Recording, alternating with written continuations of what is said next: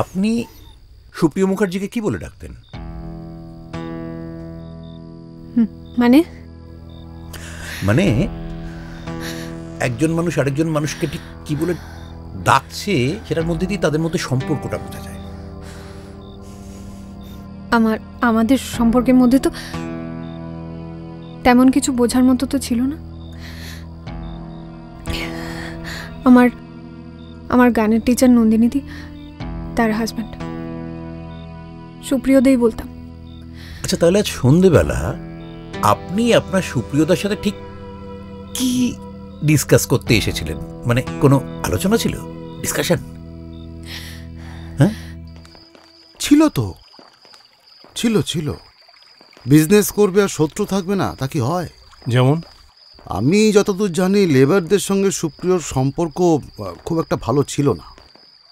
ফ্যাক্টরিতে তো মাঝে মধ্যেই ঝামেলা হতো, আর সেই স্ট্রেসেই এত অল্প বয়সে হার্টের সমস্যা।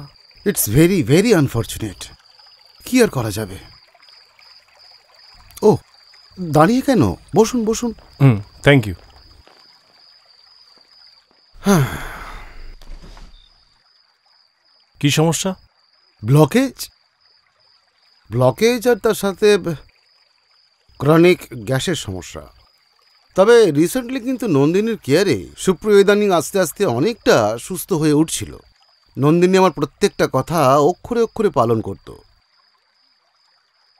যেমন ধরুন, আমি সুপ্রিয়কে বলেছিলাম দিনে 2 লিটার জল খেতে। নন্দিনী কি করতো জানেন? নন্দিনী সুপ্রিয়কে প্যাকেজড মিনারেল ওয়াটার খাওয়াতো, যাতে হিসেবটা ঠিকঠাক রাখতে পারে। ওদের তো কোনো ইস্যু হয়নি। সুপ্রিয়দার সেটা নিয়ে মাঝে মধ্যে মন খারাপ থাকতো। আর জানেন তো, লোকটা না বাচ্চা ভালোবাসতো খুব।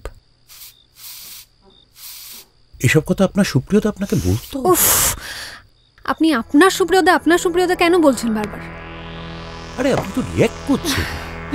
আপনি তো এক্ষুনি বললেন যে আপনার সুপ্রিয়তা। আচ্ছা ঠিক আছে, দেখো যা পারেন বলুন। আমাকে নন্দিনীদি বলতো সুপ্রিয়দাকে সন্তান দিতে পারছিল না, আর সেটা নিয়ে স্বাভাবিকভাবে ওদের মধ্যে একটা মন খারাপ কাজ করতো। বুঝেছি, আপনি নন্দিনীদির খুব কাছের মানুষ ছিলেন, আপনি আপনার সুপ্রিয়দারও খুব কাছের মানুষ ছিলেন, আপনি দুজনেরই খুব কাছের মানুষ ছিলেন না? দেখুন, দুজনেই নিশ্চয়ই বিশ্বাস করতো, না হলে নন্দিনীদি আমাকে চাবিটা দেবে কেন? ঠিকই তো। এই তো কেমন সহজ করে বোঝালেন, জলের মতো বুঝে ফেললাম। আসলে চোখে আঙুল দিয়ে না বোঝালে আমার আবার কিছুতেই ব্যাপারটা মাথায় ঢোকে না।